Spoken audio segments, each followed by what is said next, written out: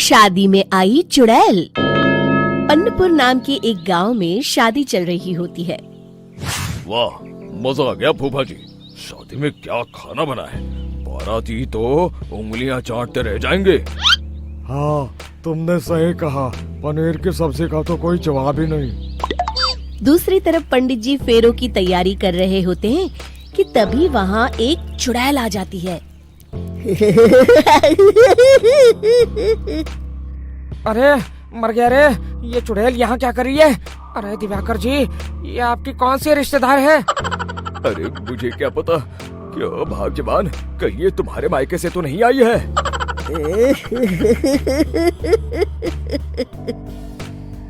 तुम लोगों की इस गांव में बारात लाने की हिम्मत कैसे हुई? मेरे रहते इस गांव में किसी की शादी नहीं हो सकती। अब तुम लोग देखो मैं क्या करती हूँ। अरे मर गया रे, मैंने सुना है ये जबान की पक्की है। भागो रे भागो, वरना ये चुड़ैल किसी को नहीं छोड़ेगी। हाँ, तुम सही कहते हो मोहन भाई। यहाँ से भाग लेने में ही हम सबकी भलाई है। देखते ही देखते शादी के मंडप में भगदड़ मच जाती है और चुड़ैल सब कुछ उजाड़ कर रख देती है। फिर एक दिन मोहन की शादी तय हो जाती है। अरे भाई, अगले हफ्ते मेरी शादी तय हो गई है, लेकिन इस चुड़ैल की दहशत के मारे तो मेरे हाथ पैर कांप रहे हैं। अरे मोहन, तुम्हारा दिमाग तो खराब नहीं हो गया? तुम अपने साथ साथ हम सब गांव वालों को भी बलि का बकरा बनाना चाहते हो? उस चुड़ैल के रहते तुमने अपनी शादी के बारे में सोच भी कैसे लिया? देखो गोपाल, डर तो मुझे भी लग रहा है, लेकिन उस चुड़ैल के डर से मैं जिंदगी भर कुंवारा तो नहीं रह सकता। तभी वहाँ मोहन के होने वाले ससुर आ जाते हैं। अरे ससुर जी आप? देखो, अब तक मैं तुम्हारा ससुर बना नहीं हूँ और शायद बनूंगा भी नहीं। ये आप क्या कह रहे हैं? मैंने तो शादी का कोड भी सिलवा लिया है। मैं अपनी बेटी की शादी किसी अच्छे गांव में कराना चाहता हूँ। तुम्हारा गांव तो भूतिया गांव है। मैं तो क्या, अब तो कोई भी अपनी लड़की इस गांव वालों को नहीं देगा। इस तरह चुड़ैल के डर से उस गांव में किसी की भी शादी नहीं हो पाती।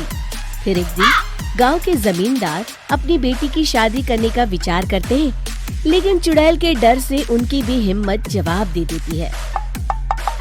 अगर मेरी बेटी की शादी तय समय से नहीं हुई तो मेरी नाक कट जाएगी। मुझे कुछ करना ही होगा। एक सलाहकार के कहने पर जमींदार काशी से एक बहुत ही नामी तांत्रिक को अपने घर बुलवाते हैं, जो भूत चुड़ैल को पकड़ने में माहिर माना जाता था। जमींदार साहब, आप चिंता मत करिए। इस गांव की सीमा में प्रवेश करते ही मुझे उस चुड़ैल के बारे में सब पता चल गया था। आप उसे जल्दी से जल्दी कैद कर लीजिए ताकि मैं अपनी बेटी की शादी कर सकूं। जब वो चुड़ैल एक इंसान थी, तब ठीक उसकी शादी करने वाले दिन ही उसकी और उसके होने वाले पति की एक दुर्घटना में मौत हो गई थी। उसका होने वाला पति आज भी भूत बनकर जंगल में भटकता है। इसलिए जब तक चुड़ैल की शादी नहीं हो जाएगी, वो किसी और की भी शादी नहीं होने देगी। ये आप क्या कह रहे हैं? अगर वो भूत भी हमारे गांव में आ गया तब हमारा क्या होगा? ये आदमी बीच में बहुत बोलता है, इसे बाहर निकालो। उसके बाद तांत्रिक बताते हैं कि अगर उस भूत के साथ चुड़ैल की शादी करा दी जाए तो वो चुड़ैल हमेशा हमेशा के लिए उस गांव को छोड़कर चली जाएगी। जमींदार साहब, आप अपनी बेटी की शादी की तैयारी शुरू कर दीजिए।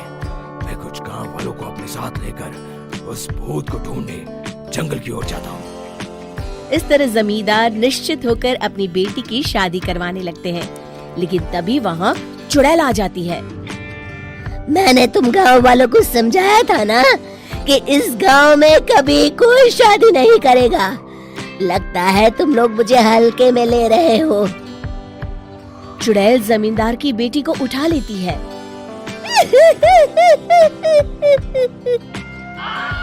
अब देखती हूँ बिना दुल्हन के तुम लोग शादी कैसे करोगे। मैं इसे अपने साथ ले जा रही हूँ। छोड़ मुझे, पिताजी, मुझे बचाइए। अरे कोई मेरी बेटी को बचाओ।